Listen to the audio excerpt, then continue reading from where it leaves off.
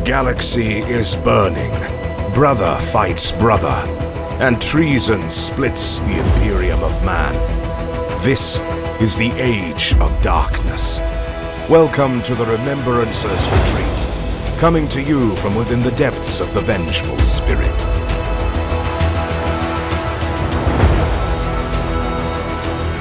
Hello and welcome. Oh, jeez. Damn. Been days since I've spoken.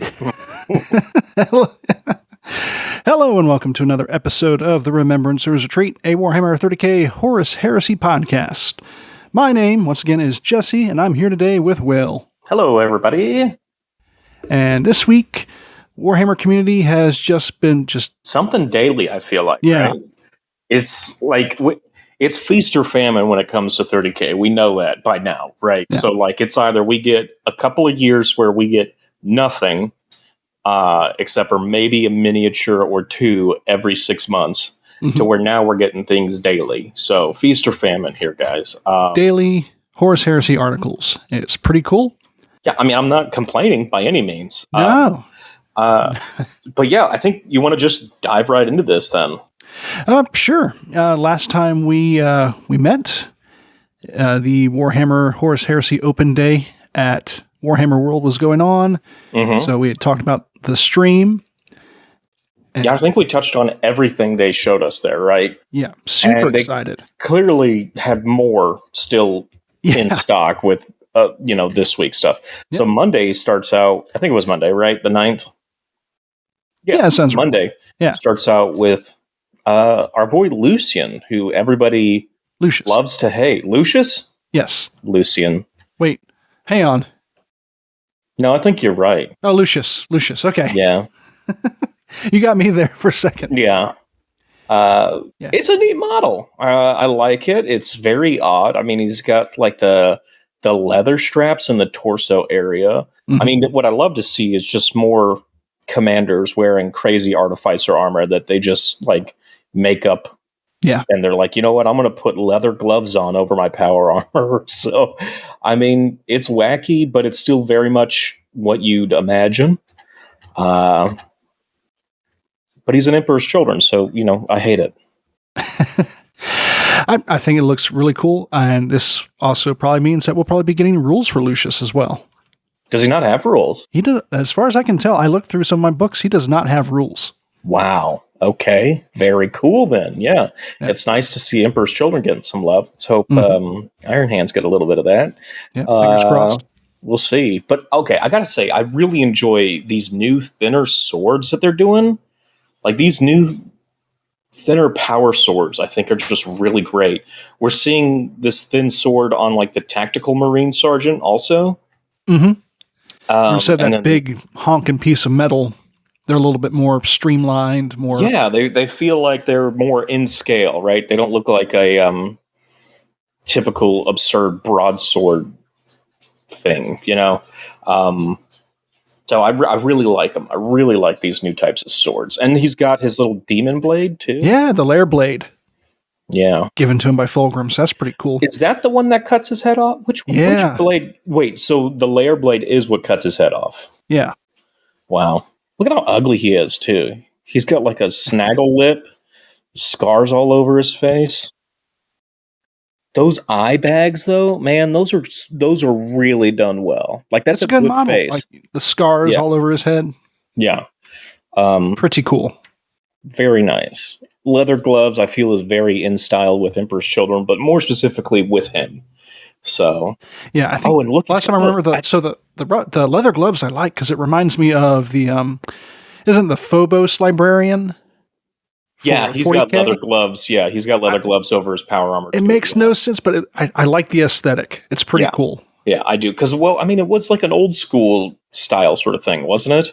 Yeah, like I think the old pictures and stuff had like Space Marines and boots and stuff. And yeah, like leather boots, which is crazy to think, but it's very, very cool.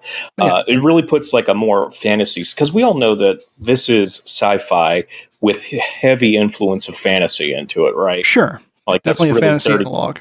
Yeah. So yeah, it definitely does bring a little bit more fantasy into it. Did you see the little belt buckle on Loot? He's got like a little screaming face on his belt buckle. I didn't notice that the first time. Yeah, looking at it too. I'm not sure what that is. Mm-hmm. Doesn't mean he become I can't remember. Is he the one who's in charge of the music Marines? That's Eidolon, I think. That's okay. Oh, you're right. Yep. Also, there's that right of war for him. Mm-hmm. To bring those guys as troops. Okay. Yeah, the chest plate is really cool too. You look at all the detail, like the I don't know what you would call it, like the hollowed out edges around the side, like you normally see on like a piece of fancy plastic Space Marine armor. Yeah. On the inside. It's very interesting. Terrible medium for describing stuff, but anyway. Okay, so let's move on then to something that is a little bit more verbal in its substance, and that is the fact that we didn't get any news about other factions. We've only seen Marine stuff come out, like rules for Marines. Well, Warhammer Warhammer Community addressed that because they must have heard the loud complaints of those telepathically sending them bad vibes or something, because it addressed to a certain extent. Right. So they're not being crystal clear about it. They're not saying when they're coming, but they do say that you won't have to wait long for rules for all your non-Astartes armies. So Mechanicum, Solar Auxiliary, Talons of the Emperor. They also say, let's say, what does it say? And includes other things like full Knight's army. Mm-hmm. But I didn't see demons. I'm sure they're going to bring demons, of course, right? They would have to. To quote, it says, while the Liber Astartes and Liber Hereticus allow Space Marine players to use their full collections right away, factions like the Mechanicum, the Solar Auxilia, and Talons of the Emperor will be joining them very soon. Yeah, very soon, trademark, right? So I would like a little bit more clarity, but I appreciate they're giving us this, right? Instead of just being like, you'll just have to wait and see. A roadmap would have been nice. I'd tell you that right now. Yeah, especially for like Nova coming up in late August. It's like, it's really hard to say. Like, I guess my little gripe is, what does keeping it all a secret do? Like, are they keeping it a secret? Like, I'm sure somebody out there has the brains and logic to figure it out. But for me, I look at this and I'm just like, why keep it a secret? Does it slow down? Are you not putting out the time so in case you can't meet it, you then have to walk it back? That might be it. It's hard to say. Like, they want to avoid having to walk anything back in case they can't meet a deadline, so they'll just not tell you a deadline at all. Which I think is, if I did that in my job, it would not go well. You know what I mean? But also, your job isn't to satisfy the needs of thousands and thousands of angry nerds on the internet. Touche. You do have a point. But it would be nice, like, if we got like a rough idea of like what quarter to expect. Right. So that'd be exactly great. Right. They do that with 40K and Age of Sigmar, where they'll be like, "Hey, here's the next 6 months of books we have come out." They'll not tell you this is specifically for this faction. But they say like, we'll tell you the first 4 that are coming out. Right, so you know that Tyranids, Chaos Space Marines, Tau, and Drukhari are getting their rules within the next 4 months. But then after that, we're going to do a Xeno Codex, an Imperial Codex, a Chaos Codex. So they'll kind of break it down like that, right? I would have liked something like that. Don't even tell us like what they are. Just be like, hey, look, quarter 1, you're going to get this stuff. Quarter 2, you're going to get this stuff. 3, 4, that kind of stuff. Yeah, and like so, I'm not a project manager for a game company, so I don't know how that exactly works. Yeah. But honestly, I don't even know why I tried to put myself in those shoes. I have no experience with it whatsoever. So who am I to make any judgment on it? So like, because I bring it back to Nova because past few times that we held events there's actually a really good mix of not just Marines. While there's still a good majority, more than half Marines, a lot of people put a lot of love into militia, into Mechanicum, into Talons. It is a very close half. I think there are roughly half the players are Space Marines, and the other half are non-Space Marines. And it doesn't mean that we're looking at 50% Marines and then 50% Mechanicum. That's just not it. But we're looking at it's 50% Marines, yes, but then we're looking at maybe 10% Mechanicum, 10 Custodes, 10 Demons.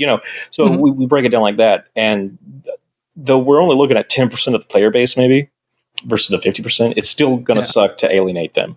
Now, I currently only have a Mechanicum army, so for those rules, I'm really hoping they come out before Nova. because I don't think I can get my 3,000 points of Iron Hands painted up before Nova. If this stuff drops in June, I might be able to, but I don't think I'll be able to give it as much love as if I waited it out, you know? Yeah, no, for sure. I know at Warhammer World, they're supposed to be having an actual Horus Heresy event, like gaming event at the end of July. I did see that email going around, yeah. Yeah, so, where the guy, so for listeners, if you haven't seen it, a customer, one of us, a peon, sent them an email saying, hey, I'm going to this event. What rule set are you going to be using? And they said, we're going to be using version 2 rules. So, you know, that is, when was it? June? End of June? End of July. End of July, okay. I think so July 27th. Yeah, hopefully by July, everybody will have 2.0 rules. Yeah. They say we'll be able to tell you more about the support each faction can expect when we get closer to the launch of the new edition. So before come June or whatever, hopefully we'll have some more news on what to expect. Yeah. Also, in this, Legacies of the Age of Darkness PDF. Yeah. So those will be rules for units that don't exist in their new rules, which means fully out of print. Right. So, like, I'm thinking things like that are like out of print from Forge World even. So what are we thinking? Like the Achilles? Forge World has been out of print on the Achilles for a while. I'm thinking it's going to come in here. Some of the Macarius models, I mean, a lot of them did not have rules for Age of Darkness at all. And we were using armor compendiums. You know what I mean? The Panoply of War type of thing. Yeah. So I'm thinking hopefully we'll see a lot of rules for that. Like a lot of the very cool esoteric type of vehicles. Yeah, sure. Because we had to dig into like, what was it? What do they call them? Imperial armors. Yeah. To get rules for if some you of wanted to use one of the big Aquila bombards, which are or not Aquila bombards, the big planes that are supposed to represent Sky Fortresses. Marauder bombers. Yes. So like to get rules for those, you had to like really track them down and find out which version was the most up to date. You know. Yeah. And with that, you know, those points were grossly underbalanced to where some of these things were terrible for how much you were paying for them. Sure. But you still brought them because they were extremely cool. You know what I mean? Hopefully they have the Astropath, the Navigator in there. You're right. Yes. Yeah. Like some of the models like had just experimental rules. And that's the one that comes to my mind because it was 50 points and it was easy to throw in and it was just hilarious when you just opened their third eye. So yeah, very fun to just disappear things. Yeah. Mm-hmm. But yeah, so hopefully, but Legacies makes me think now my concern is them getting like legendaried. You know what I mean? Where they're going to release this Legacies of Age of Darkness PDF. It's going to have the rules, it's going to have the points, and it will never be updated. No matter what other new stuff comes out, no matter what they rebalance or FAQ, I think these models that are in this Legacy of Age of Darkness are going to be that forever. That's my fear. And it's going to be like the legendary units for 40K. Difference being that in matched play for 40K, you can't bring legendary units. But we don't really do match play in Age of Darkness. Right. So you're always still going to be able to bring them. It's just they'll never be, I fear, they'll never be retooled or rebalanced to be current with the new meta and that kind of stuff. Yep. Well, and depending on how long that lasts, I'm sure event organizers and stuff, if need be, can probably tweak or make rules to them as needed.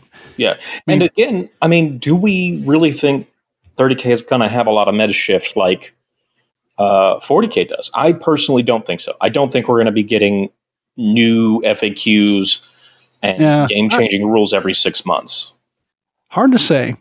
In some ways, as far as meta shift, I think we'll definitely get a drastic one when the new game comes out, and that's probably just obvious to say because everyone can get their hands on a Spartan now. Yeah. We'll definitely find out what. So fixes is one thing, I think. An FAQ, yes.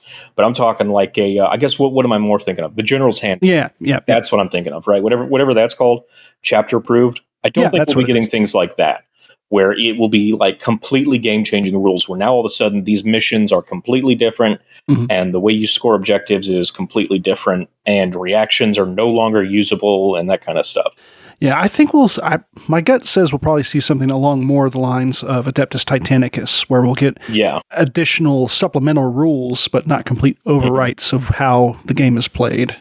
And like I said, I want to make it clear, fixes, I hope and expect. I am fine with fixes. When they're FAQ in the fact that shrapnel bolters are rapid fire 18 inches, and they want to FAQ it, be like, no, we mean 18 inches assault 2. That's fine. I think that's a fix that I think is fine. It doesn't change the core of the entire game, you know? So, but yeah, it's good to see. And I'm happy that they put this out. It eased my mind a bit that at least they're mentioning them. So they have these other factions on their mind, at least. Yeah. Yeah. So fingers crossed. Yeah. Hopefully sooner rather than later. I would love to see it like, just a few weeks after launch. Oh yeah. Like if it was in the phase 2 releases, you know, phase 1 being the box and the Astartes books, and then phase 2 being the Sicaran and maybe another army book or something like that. Yeah, but it's wish listing, so I have no information on it. So yeah, can only hope, and we all know where that leads. Yeah, but I do love the picture of the Mechanicum army. Yeah, and I will definitely talk more about that. So we have the picture of the Mechanicum army. And then the picture of the Custodes army, and I'm going to jump forward a little bit. Yeah. And this was in the factions article. Yes. Where they talk about upcoming factions. So in like the upcoming factions article, what we have in the Dark Angel one is we've got some Interrupters and some of your Calibanites, whatever they are. Cenobites. Yeah, the Cenobites and like your Praetors there and your Dreadnoughts are there. Like that's an awesome shot, and I've never seen that type of shot before. So I'm happy to see this new kind of art. If we go to the 4th Legion, they've got one, and it's like all these tanks just lined up, man, and they're all Iron Warrior tanks. They got the chevrons and everywhere. And this is like artwork that I don't think we see often enough. We typically get that like saturated color, like taken from the battlefield kind of photo, you know what I mean? Yeah. So it's good to see these type of display pictures. I love these. That was my biggest draw as a kid, was seeing, you know, those massive armies all set up on a table like that in picture, and being like, oh shit, one day my collection's going to look just like that. It's going to, oh man. I got to say, so for the first time ever, I actually threw all my Dark Angels on the table at one time. Yeah. And it was insanely impressive. Thanks. I was like, oh shit, I got a lot of shit. Yeah. Oh, I can't wait to add more. Yeah, but I've had I'll take especially since after I moved, a lot of my stuff was in, foam and other boxes and things where I hadn't fully unpacked everything. But then, the Dark Angel article came out, and Forge World on Facebook was like, show us your Dark Angels army. I was like, well, now's as good a time as any, I guess.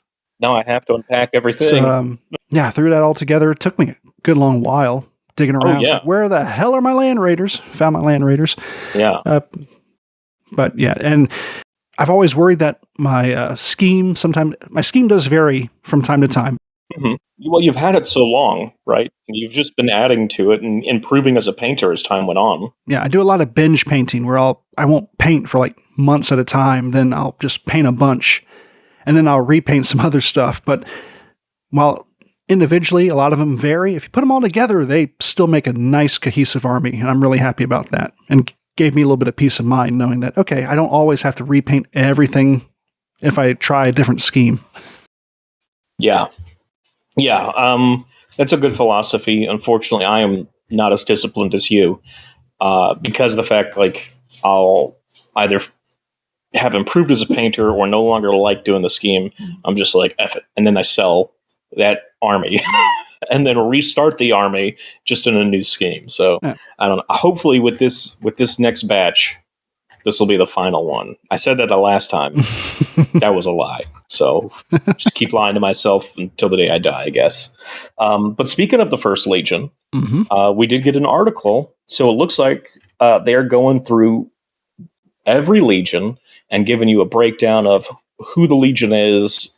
They give you some ideas of their rules. Yeah. Yeah. A nice overview of the Legion itself. They dabble a little bit of the rules, so we could probably talk about that here in a second. Yeah. I will say I'm really excited once the ball really gets rolling to really dive into each legion and talk about the units. But this gives us a nice little, appetite or appetite. It's appetizer. definitely the target audience for this is the newcomers. Yeah. Because it is a lot of lore, which I think longtime veterans will already know. Things like who the Primarch is, where they're from. Like we know this, but little Timmy over there, who's just now gotten tired and disenfranchised with 40K and is coming over to 30K, might not really know this. The only thing he may know about Dark Angels is that they're traitors. Oh, brother, I've fallen. Like that's all they know. So this is a good article for them, and it's a great, just fun article. Yeah. They don't get too stuffy with it. The writers over at Warhammer Community, they speak in a modern tongue, which I actually kind of find kind of fun with these. There were definitely some very good memes this week. So, all right, you as a Dark Angel, what are your opinions on the Dark Angels article? Yeah, we got a lot of shit. We're equally comfortable with a gun or sword in hand, on foot, or riding a jet bike, because we have the Hexagrammaton as our force organization. They do touch on two of the wings of the rules, the Storm Wing and the Iron Wing, which, from what I see... That's so cool, man. Like, like if you're doing Stormwing, if you're playing a Centurion game, you'll be running Stormwing, If you're playing a frontline game that's got a lot of tanks, you'll definitely be running Ironwing. And I love that you can tailor and choose these types of rules. Like you never have them always enforced on you. You can pick them based on what game you're playing. It's awesome. That also being said, it would probably be encouraged to paint your units with the proper emblems and stuff, I'm sure. Yeah, I guess that's the other thing too, right? Yeah. But I'm also kind of considering maybe like making a bunch of like I hate using tokens, but having some just like wing tokens basically to put next to units to show what's what. Might be helpful. You might get it, but they are very handy when you have a lot to remember in a new edition. Yeah. I'm thinking like some nice acrylic tokens, which they used to have for Apocalypse. And just, of the different wings, kind of get them. That would be kind of cool. But anyway, so it doesn't really say exactly how the units will get their wing dedication. Like how they'll get their unit subtype, right? Right. That I'm not 100% sure on just yet. But so digging in. Which is weird that Ironwing becomes a unit subtype and Stormwing becomes a unit subtype. That's pretty neat that they're breaking it down like that. So rather than like keywords and that kind of stuff, it's to effect it's sort of like a keyword. Exactly, right? But without the term keyword, I guess. Which is fine because if that appeases people who don't like, I'm sure there are people out there who, if they saw keyword, they would be like, "It's too fucking 40K for me. I'm not doing it." I'm out and backflip their way out of the backflip their way out. It's trash. No. But anyway, Stormwing unit. All models in a unit under the effect of this Hexagrammaton unit subtype gain a bonus of +1 to hit when rolling to hit as part of a shooting attack, including during a reaction with a bolter, combi bolter, or bolt pistol. Reminds me a lot of the Imperial Fists in this edition, where they get a +1 to ballistic skill. I don't know. Right. Here's the thing, though. That is a +1 to hit, not a +1 to ballistic skill. So you put what is it? Who is it? The Master of Signal that grants you a +1 ballistic skill in this edition? In this edition, yeah. So you have your heavy bolter squad with your acid shells. No.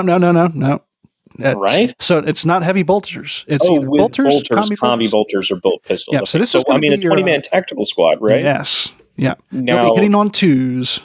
Right, but if you give them a Master Signal and he increases their ballistic skill to, 5 or whatever it needs to be to where they're hitting on 2s already. Yeah. Then you're re-rolling, fishing for 6s afterwards. No, that means your 1s. No, that's not how it works. I guess you're right, because a natural one always fails. Yep. So still, at least, it saves you from having to use a master signal then. So if you hit a 2, then, you still hit. So saves you there. And then we have the Ironwing unit subtype. All models in a unit under the effect of this hexagrammaton unit subtype may reroll failed to hit rolls of 1 when targeting an enemy model with the vehicle unit type. And additionally, a model with this unit subtype and the vehicle unit type make all snapshots at BS2 instead of BS1. I like it. But yeah, rerolling 1s to hit. Yes, please. And if you are a vehicle with the unit subtype, you make snapshots at BS2, so you're hitting on 5s instead of 6s if you're like stunned or shaken. Right. Or if you decide you're going to move with your last cannon team, hey, you can do that and feel a little bit better. Yeah, I guess, right? So yeah. It's actually not bad. I like wait a minute, though. If flyers still have the vehicle unit type, that means you're hitting them on 5s instead of 6s too. That's some solid potentially. If the rules roll out that way, if you're just firing snapshots at flyers, that's actually kind of cool too. Not bad at all. Then you could put it on like a Deradeo. Yeah, can you put hexagrammatons onto vehicles right now? No, you can't. Maybe you can. Maybe you can in the future. Who knows? Fingers crossed. I know, like the old Dark Angel rule, you could allow. It would give like bonuses to dreadnoughts as well too. So. Oh, okay, yeah. Where they could also take acid shells and whatnot. But yeah. Anyway, so. That also leads us to the last teaser rule they have. It's the advanced reaction for the Dark Angels, the Angels of Death. Now, this advanced reaction may be made once per battle, when a charge is declared for an enemy unit targeting one of the reactive player's units. Before the charge is resolved, the reactive player must make a leadership test using the lowest leadership characteristic in the unit making this reaction. If the leadership test is passed, then all models in a reacting unit gain the Fearless and Fear special rules until the end of the controlling player's next turn. And if the leadership test is failed, then all models in the unit making this reaction instead gain the Stubborn and Fear special rules until the end of the controlling player's next turn. Either way, it's good. Yeah. I mean, Stubborn is great. Fearless is better, obviously. But even if you fail, you're still getting something. Yeah. And either way, you're still granting Fear. Right. Which is really cool. Yeah. What does that do? I guess put people at weapon skill and leadership -1 or something like that? Or I guess in weapon skill, it puts you at 1. Yeah. Too afraid to hit back, so you just get clubbed to death. We'll see what happens. But I really like that rule. I just like being able to just get Fear when I want. Yeah. It's like, nope, this time you got to take a Fear check. And I mean, it's not going to... So, hold on. You use the lowest leadership characteristic. Still, aren't Space Marines like 8? Like a line Space Marine is 8 or something, right? Yeah. So that's still very hard to fail. Yeah. I think you're in good shape with this. Definitely. Yeah, it is interesting to make the lowest characteristic. So, specifically calls that out because I thought typically it's the highest leadership in most other situations. Yeah. But and then we got a picture of Lionel Johnson, which I think this is the same one on Forge World's website. I'm not sure. Yeah. I need to get another one. Did he not come with a display base, or does he come with a display base? He comes with a display base. Okay, gotcha. Guess they just didn't want to share it here. Yeah, he's just wrecking Night Lord face. Yeah, you got like chopped up Night Lords all over. It's pretty cool. Oh, you're right. Yes. They are. Yeah, there's the dude who's like trying to shoot him as he's getting cleaved in two. Yeah. There's one where the helmet literally has been sliced in half and you have brain on one side. It's pretty neat. Oh my God. It's pretty cool. Yeah. And then you got a little bit it goes into a little bit more lore on what they did during the Heresy, Legion lore. And then I love these when Games Workshop starts doing these like little easy to paint guides. They have a very cool little how to paint Horus Heresy Dark Angels. And I really love these videos. They're so simple. It really reminds me. It really reminds me of the times when I first got into this hobby.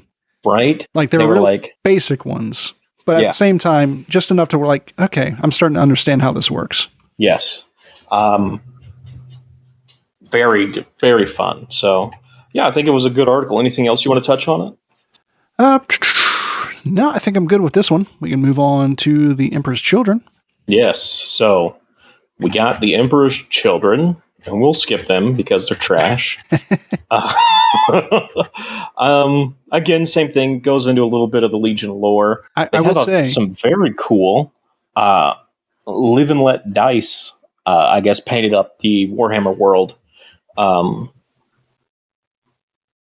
This little display army, right? Yep, for the starter kit. So I notice the doors on the Spartan have the option for the Eye of Horus. You guys noticing that? Yeah. Everybody was talking about like, oh, it's got the Palatine Aquila. No, we all set that up. It's not the Palatine Aquila.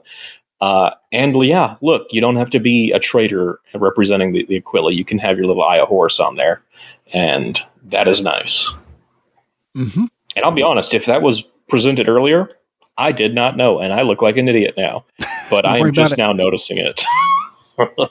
Oh, dang. And look, they put the Havoc launcher on top of that, and then they got the Hunter Killer on there.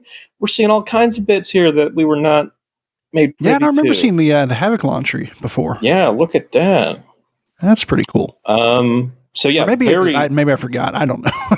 Yeah, very, very cool army. I really like his purple. Or their purple. I don't know if Live and Let Dice is male or female or non-binary. Yeah, I will say Emperor's Children look really, really good in Mark 6. Mm-hmm. Agreed. I think it's got just enough accent stuff to where their gold really pops. Yeah. I hate using that term pop, but it really does. It does. Like, there's a lot of purple there, and then the few pieces of gold really stand out and make it look that much better. Yeah, Caro's done a beautiful, like, metallic purple army. Mm-hmm. Man, I got to take some pictures. Plus these bases. They got like little flowers and stuff on them. I love that. Yeah, I do like that. You never see flowers in Heresy. Like they're all neon colored, kind of matches. Yeah, like, just exactly. craziness. Like an alien fauna. Yeah. And then we do have their rules. Flawless execution. On a turn in which they make a successful charge, even if that charge is considered a disordered charge, models with this Legion of Astartes Emperor's Children special rule make their attack in an assault at one initiative step higher than normal after any initiative modifiers from other special rules have been taken into account. Models with the Legion of Astartes Emperor's Children special rule and vehicle unit types gain a bonus of +1 to hit to rolls made for defensive weapons when making a shooting attack as part of a reaction. Ooh. Yeah, that's pretty good. Where, I don't know, have they mentioned defensive weapons before? Mentions here, this is I guess they have like a basic reference, basic rules sheet that they had at the Horus Heresy Open for people to like learn how the basic mechanics work. And under defensive weapons, it mentions all weapons mounted on a vehicle that have a strength characteristic of 6 or less are defensive weapons. Other weapons may also be specifically designated as defense weapons on their profile. The controlling player may always choose to fire defensive weapons at the closest enemy infantry unit within line of sight and the firing arc of applicable weapons, even if the vehicle's other weapons have targeted a different unit during a shooting attack. Any weapon that has a strength greater than 6 and is not pintle-mounted or otherwise designated specifically as a defensive weapon is a battle weapon. Wow. So vehicles are now getting some very cool rules. Yeah. And it should be noted that reaction attacks, Overwatch, and the return fire are made at your normal ballistic skill. Oh, wow. Yeah, wow. You're not fishing for 6s. Okay. Yeah. Okay. Yeah. It's a game changer. That's good. Yeah. That's good. And then +1 to hit with those defensive weapons. So what we're thinking, like 2s to shred somebody with all your heavy bolters that are mounted on your Kratos. You know what I mean? Like your somebody tries to charge your Kratos and you just light them up with 5 heavy bolters. It's just pretty sick. That's awesome.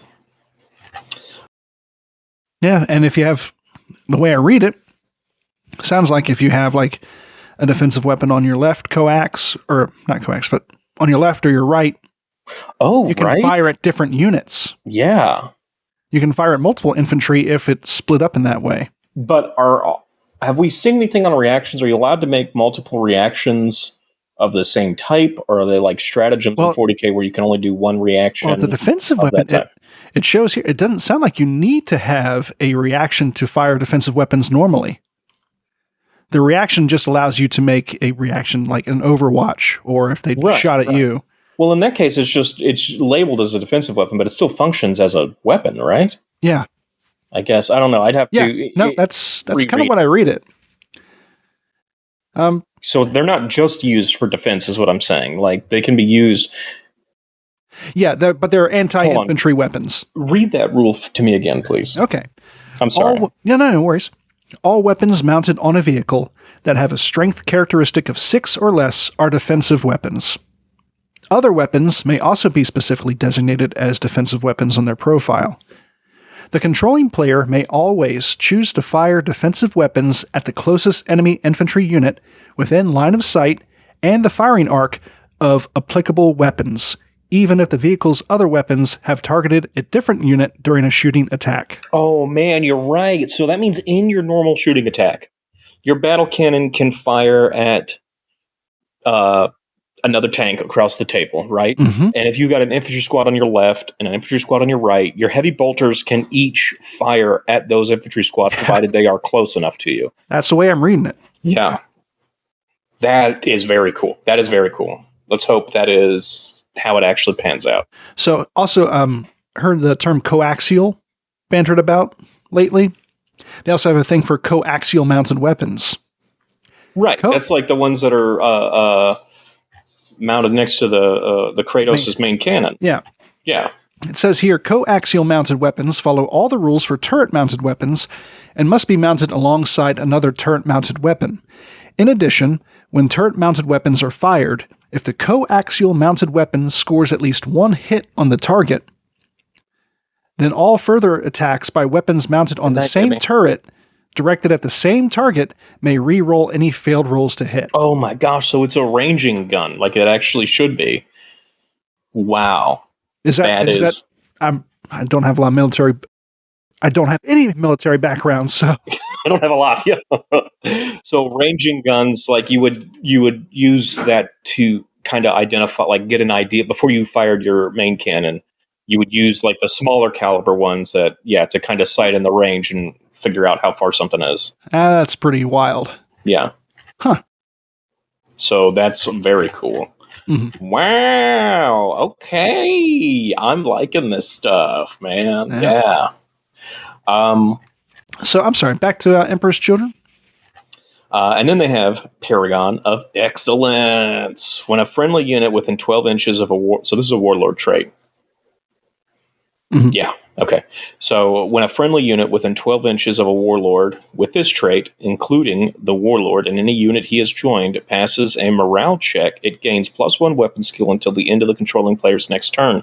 This benefit can only be applied once per game turn in a single unit. In addition, an army whose warlord has this trait may make an additional reaction during the opposing player's movement phase, as long as the warlord has not been removed as a casualty. All right, so normally we'd see +1 weapon skill. You're like, great, we're still hitting on 4s, doesn't matter. But no, from the event, somebody posted the new weapon skill hit chart, and +1 weapon skill is huge. Yes, it is. That means that your opponent, +1, if you are equal, they will need 5s to hit you, and you will need 3s to hit them. It is weapon skill matters so much now. So having a +1 to your weapon skill and being +1 to your initiative, these guys are going to butcher people on the charge. This is crazy good. Yeah. I mean, very fast. I mean, I feel like it's very in theme with them, being fast, agile. So again, the article goes on. It tells you, the Primarch's name, where they're from. It tells you some lore about them. You got that beautiful Heresy photo of Fulgrim where he's wearing just like a toga. And he looks magnificent with those little claw nail coverings, And then they have like a really cool Leviathan done up, but they don't credit the artist. I don't know who did this. I think that's actually Andy Hoare who made that. Oh, because he has a very weathered Emperor's Children scheme from what I've seen. I like that. It's very atypical. You know what I mean? Yeah, I like it. And then they again, same thing. Citadel Games Workshop does a How to Paint Horus Heresy Emperor's Children. And before we leave this, if you want to scroll all the way back up to where they had a little that display scene of Istvan 5. Yes. The charging contemptors are just awe-inspiring. Oh, how they're shoving the Iron Hands out of the way and stuff like that? They're just line breaking. Yeah. And it's really cool. It looks so... Kool-Aid Man and through the Iron Hands. Poor guy. Love to see that in person one day. Yeah. That's really cool. Yeah, and they just split them right down the middle. Mm-hmm. That's so good. That's from like their... do they still have that Drop Site Massacre table? I don't know. I would hope so. I being in America, I don't usually keep track of what available displays are out there. But I would hope so. Especially with, this game coming out. And then... oh my God, I'm such a fool. Okay. What? It's like also a massive... So later they go on to talk about how it becomes a demon prince and how, he killed Ferrus Manus. Oh. And then it says, also, he's a massive snake now. And Ferrus wasn't the last Primarch he laid low. And I was like, what other Primarch did he fight? And I was like, oh, Guilliman. Yep. Yeah, let's not forget. Forget the throat cutting. And we can't miss the that meme. On Istvan 5, Fulgrim planted his flag firmly on Team Horus by lopping off his old BFF's head. Mm-hmm. Friendship ended with Ferrus Manus. Now the blade of the lair is my best friend. Yeah, that's good. That's I don't know if the Zoomers. I don't know if the Zoomers know that one. I don't know if they do, but. Yeah, I love that. I love when they're bringing relevant memes from 10 years ago up. It's so good. Just cutting edge. Yeah. It got a laugh out of me this morning. I love it. So I guess they win. Yeah. So Emperor's Children, very cool. I feel like the rules that they have shown us are very in line with the Legion. Mm-hmm. They didn't do something like 8th edition where they're like, if you charge first, you go first. So initiative matters still. Yeah. Weapon skill matters hugely now. And I think, here's another thing, right? At a 1 initiative step higher than normal, after any initiative modifiers from other special rules have been taken into account. So, and these guys are going to have other rules. That unwieldy, you're going to be at initiative step 2 instead of 1? Oh, yeah. Yeah, after. So, you'll be blasting people with your power fists. So Terminator on Terminator combat is going to be really rude. Other Terminators before they punch you, if I'm reading that right. I could be an idiot, but I mean, it says that's really good. After initiative modifiers and special rules have been taken into account. So that says that you're unwieldy, so you're minus, or your initiative step 1, but you get +1 because you're the Emperor's children with this flawless execution. So you know what that means. Don't let them charge you. Yeah. Jesus. Because you are going to feel it. You're going to feel it when they come at you. That's huge, man. Because, I mean, now, you have 2 powerful sergeants going at it. It's just whoever hits first makes contact wins, right? Or they'll kill each other outright at the same time. But with something like that, man, you could just win challenges easily. You're going to be +1 weapon skill if you've got this warlord trait. +1 initiative. You're fighting like a custode, man. Plus, we didn't cover this earlier. I found another part of the basic rules where you touched on this last episode where movement characteristic and charge distance modifiers. I saw that, and I noticed it, and I was like, hey, wait a minute. Am I reading this right? So anything above 8 inches gives you a +1? 8 or higher. Or so 8 to 10, you get a +1 to your charge distance modifier. Right. 11 to 12, +2, and 13 up, +3. Wow. Yeah, so that's going to make combat feel like... I maybe have already said it. I know I said it on Facebook, but it's going to make combat feel like there's momentum in the game. to where when your bikes and your cavalry charge in, it's going to feel like they're actually carrying momentum and plowing into somebody, you know? And plus, with the changes to the weapon skill thing, combat's finally going to feel quick and visceral. Yeah. Sometimes it can be a real slog. Now, I don't think you can get further than 12 inches still on a roll, somebody said in the comments. But still, I mean, if you roll that if you roll that 9 and you get that extra 3 inches because you're on a bike, I mean, bam, you're in, you know? It's going to feel like there's momentum. Even if you can't travel further than 12 inches, the feeling is going to be there, right? Mm-hmm, mm-hmm. So, and then there's also, I saw somebody mentioned it, I don't know anything about it, about surge moves. I don't know what that is. To me, that sounds like maybe if you fail a charge, you still get to move a little closer. I don't know. Do we know what surge is yet? Have you seen anything on that? I can't remember. I want to say there was some mention where even if you fail a charge, you move half the distance. Oh, yeah. I feel like that's a fantasy thing. Never played fantasy, but it sounds like something that would be in fantasy. So there's enough differences here where definitely going to have to just reread the rules. Yeah, it's going to feel like a familiar but new game. Same, but different. Yeah, yeah. Same, but different. Next cool. In the week, I guess that's today, being Thursday.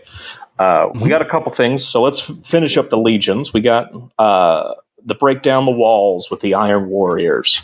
So I'm just a huge fan of Iron. So if it's Iron Hands, they're my bottom boo. But the Iron Warriors are my second ones. They really are. Like, I love the concept of the Tyranthicos. I love Siege Tyrant Terminators. I love just the way Perturabo utilizes Terminators. I love Gull, even though he is terrible in combat.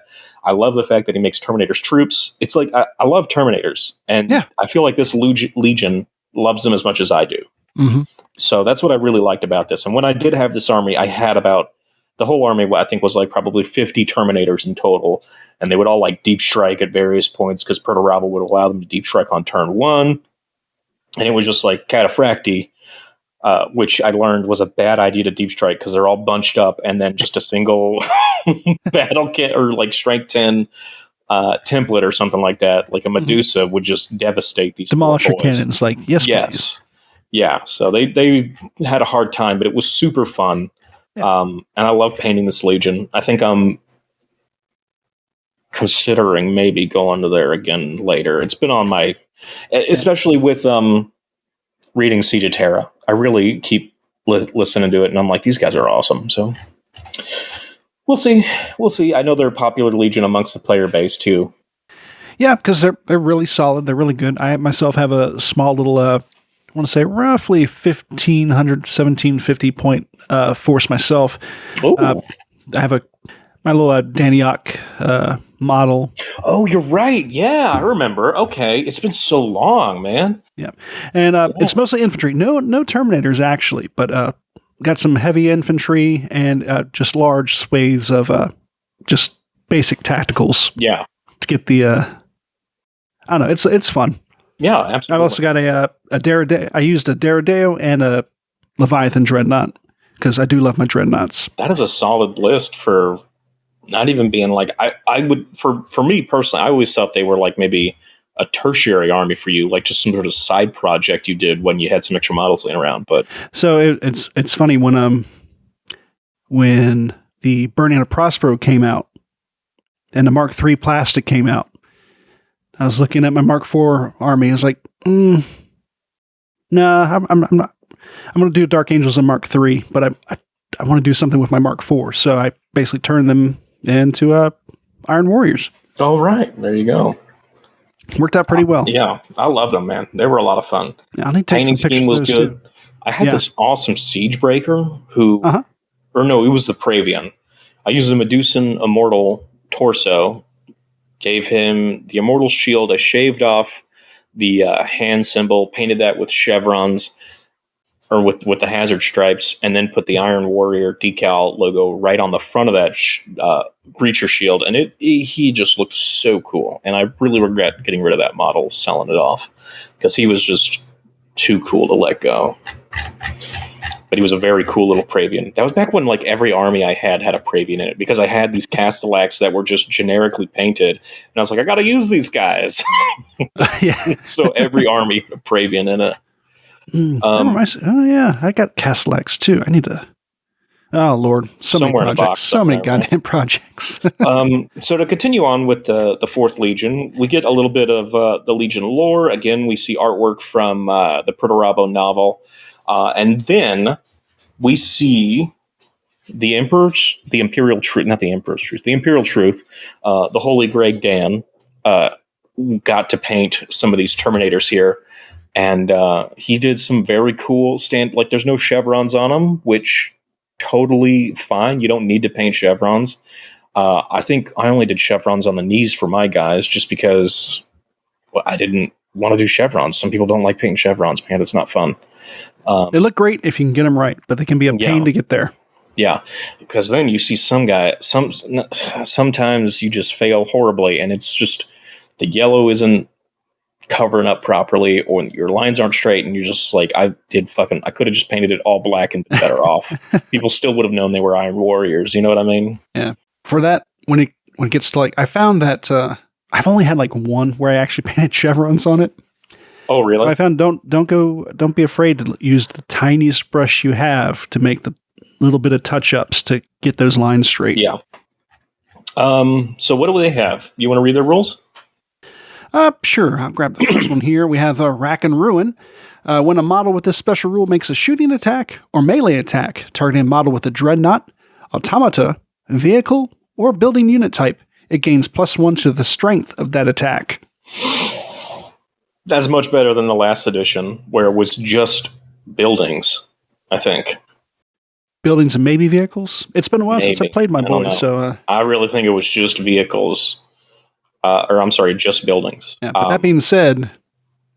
They're fucking gonna piecemeal dreadnoughts and automata. Fucking... It's +1 strength, so like, what? A T6?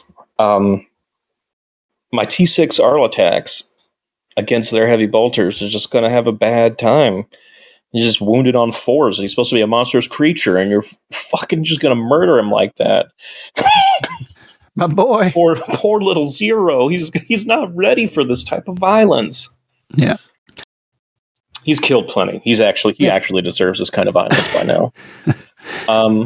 So another thing, they've gone from shrapnel ammunition to actually having Olympian shrapnel weapons. Yeah. Which I think is more than just, I think it was previously just the bolter. Yeah, I think it was like a shrapnel bolts for your heavy bolter, I think, was an upgrade. Yeah. Oh, you're right. For your heavy bolter, yeah. And then I think you could take for your bolters as well. Yeah. I don't remember if they were rapid fire. It's been forever, though. But, so, penning on everything, including your pistols. We don't come prepared to these guys, in case you don't know. No, we did not do any bit of homework other than looking at the articles and reading them and going, oh, that's neat. No. If you want like professional insight into stuff, join our Patreon and make this a full time. But actually, I got my books right here now because I actually set up my bookshelves finally after a year, so I can actually tell you right now. Gotcha. So yeah, shrapnel bolts are for heavy bolters, twin-linked heavy bolters, or quad heavy bolters. Oh, so okay, gotcha. Yeah, but now you can do a variety of different weapons. Yes, you can. So yeah, pinning on everything. I'm interested to see what pinning does this edition. If it's still the same thing where it takes a leadership check, that's cool. Because it pretty much does lock you down. And being able to actually put on like what I'm assuming you can change these in exchange for bolt pistols, regular bolters, and not sure what the shrapnel cannon would be. I imagine it's going to be heavy bolters. Maybe that's what they're calling it.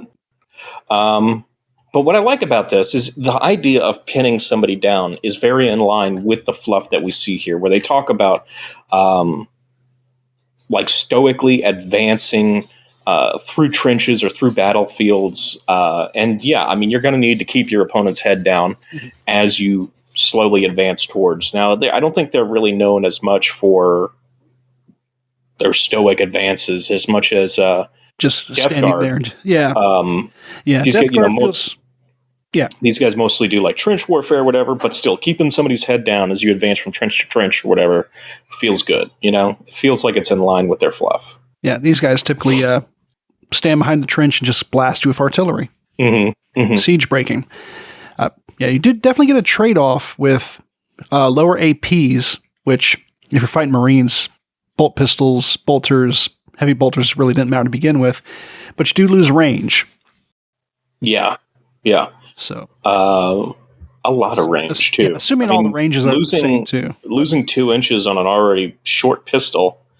10 inches. You're already trying to charge at that. You're losing 12 inches on a heavy bolter. Yeah. 24-inch range. Yeah. So that's a bit of a trade-off. To get that for pinning, and we're looking at AP dash too, which means like for the strength 4 weapons, AP dash, which means militia are still going to get their armor save against that. Yeah. But I'm assuming a bunch of models will be firing their pistols or firing their bolters. So yeah, you just need one to do a pinning check. So. And then the article continues. Per Rabo, they get this model. I painted this model twice already. Yeah, I remember. And every time I do, I love it. It's such a fun model to paint. And then they have, again, like I mentioned earlier, they have like an awesome display of armor. Yeah. And then how to paint Iron Warriors. And they actually do, the lady that does this, the person that does this, has like a very good method for doing the chevrons. And that is painting the base yellow, using the base paint, obviously, and then using a graphite pencil to just draw on your chevrons, and then you paint your black into that. And I was like, that's genius, because graphite just wipes away. You ain't gotta be crazy about it. It's not going to ruin your paint job to use a pencil on your model. So, and then we move on to the Mark 6. The Mark 6 Iron Warrior looks really good.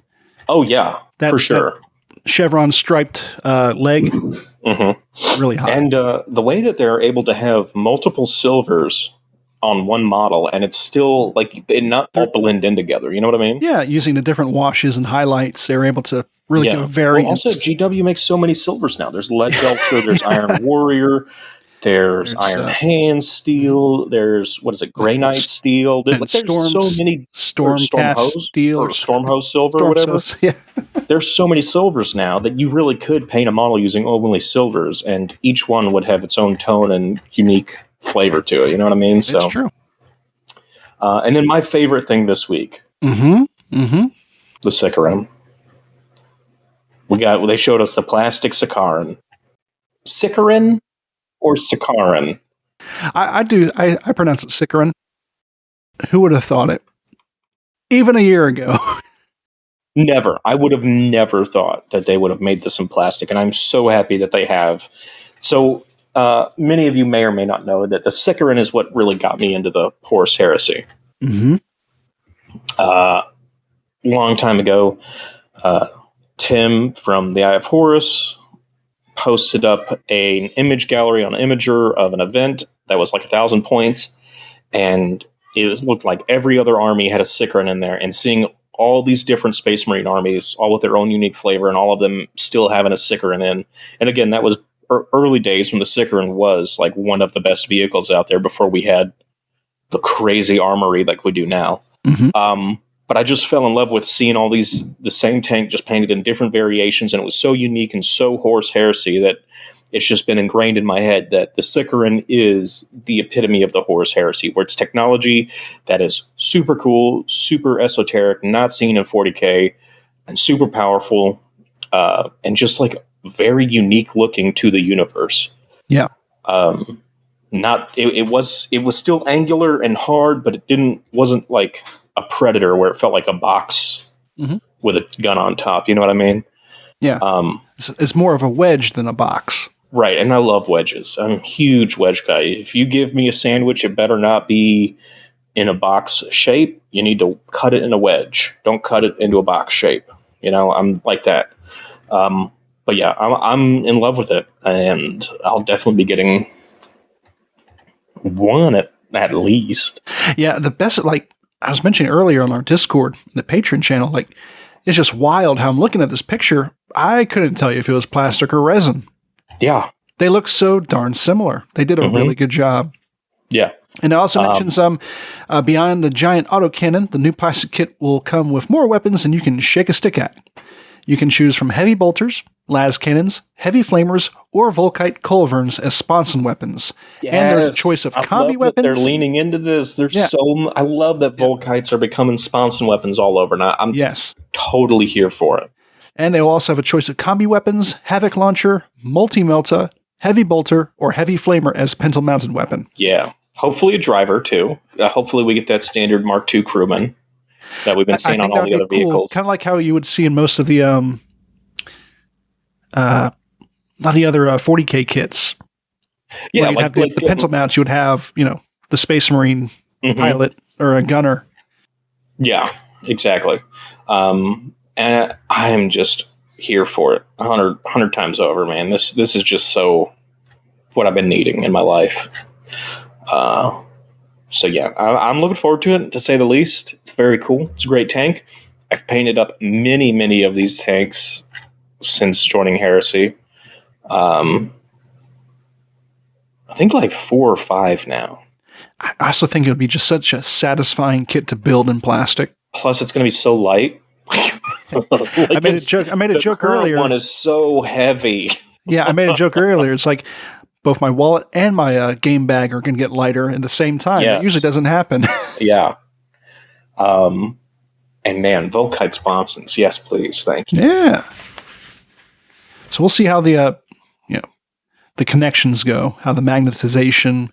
I saw someone took a picture of the Spartan at the open day, and the sponson weapon, the whole mount itself, is like a twist lock, like you'd have on like the knight arms and things. Interesting. So you don't have to magnetize the whole thing to the side. Now, how the different individual sponsons will work, I'm not sure. Yeah. But at the same time, I'm hoping, since they give you so many options and varied options, that they will maybe they've taken a page out of the Adeptus Titanicus book and give you ways to easily magnetize them. Yeah. Because I remember those, just any sponson weapon I've had before in the past, it can be a pain to magnetize those. It can be. The cables and things. I eventually found a decent magnet size that worked, and I had gotten it down, but it definitely can be. To eventually, what I did was I just closed. I've even had one where I didn't want, like, what was it, the Arcus? I didn't want to have sponsons on at all, so I just completely sealed it up. I put bases in the slot, and then I think I green stuffed it. I can't remember if it was completely smooth or it was just the bases. But yeah, I put bases in there, like 32 millimeter bases, and was able to just put decals over it like that. But here's the thing. With defensive weapons, normally now on Sicarans, I would never take sponsons. I figure that their main purpose is that top gun. They don't need to be distracted with secondary weapons to choose what to shoot at, right? Like if you got las cannons and the auto cannons, and you're never going to want to use your auto cannons against infantry because you got the las cannons that you also want to use. And if you've got heavy bolters, you're never going to want to use your auto cannon on vehicles because you don't want to waste the heavy bolter shots, is how I felt. Yeah. But with these defensive weapons, I think it's going to be okay to take Volkite or to take heavy bolters. Yep, strength 6 or lower. Yeah, and Volkite's still use your main guns on other vehicles. That's very good. Yeah, it's good times, man. And if they maintain their speediness like they do in this edition, just dashed up the middle of the field and just go ham with it. Like, I'm assuming vehicle facings are still a thing, and we haven't seen anything to say otherwise, right? Yeah, and so now you could effectively, in addition to maneuvering your tank so you don't get hit in things, you can also maneuver your tank to hit multiple infantry units as well. Yeah. Adds another layer of tactic. Yeah. How many infantry? I wonder, okay, if you can put it on any heavy bolter for those shrapnel rounds, putting them on something like this where you can just maneuver and then force pinning checks. Yeah. Yeah. Now we're thinking with portals, man. This is going to be good fun. There's going to be a lot of stuff we can tinker with, and that's what I like. I am excited. Very much so. I'm sure tomorrow we'll get another Legion. What is it? The Wolves. Yeah, they're the 5th, right? Yeah. White Scars are the 5th. Yeah, my bad. What are Wolves? 6? Wolves are the 6th? Yes. Oh, God, Yeah. don't do this to me. I know, man. If it's not the 10th, I don't care. That's just it. There's some that I definitely know. Same. Space Wolves is one I do not know. Yeah. My Legion's easy to remember. Number 1. Number 1, baby. But yeah, it was a great week and a lot of good stuff covered. And I'm pretty excited seeing these rules so far and what else we'll see. And that's all I got to say about that. It's going to be good. It is. All right. Well, once again, thanks for listening to another episode of the Remembrancers Retreat. Be sure to follow us on Facebook and Instagram at RR30K Podcast. You can check our website out at rr30k.com. There you can find the Battlefleet Heresy Compendium. And they're going to be playing at Nova, too. So you check that out. I think they're working on an FAQ here. So, oh, really? Yeah, we've had That's questions in the past, and for it, you know, the 2020s have been a hell of a time. So we hadn't had a lot of chance to regroup, but we're consolidating all the questions and things, and hopefully we'll put it on an FAQ here pretty soon. Yeah, it'd be good. Hey man, I just saw this the magnet tiles for kids. That is bonkers. Pat has a bunch of those, and I've never thought to do anything with them. That is genius, man. I grabbed a few thinking I could make a quick Necromunda kit or something, but the magnet's just not quite strong enough. But I was like, if I just put them on a 2D plane, they're like I don't know what they call them. I just grabbed a bunch of random ones. For parents out there, you'll know it because every kid has a set of them where they're little plastic tiles that have magnets built in at the end. And your kid can build little castles or squares or boxes, and then you smash them, and that's typically what you do is your child asks you to build a giant tower for them, and then they can Godzilla it and smash it. And they love it. But eventually they'll grow out of them, and you won't know what to do with them. And I think Jesse just figured out what to do with them.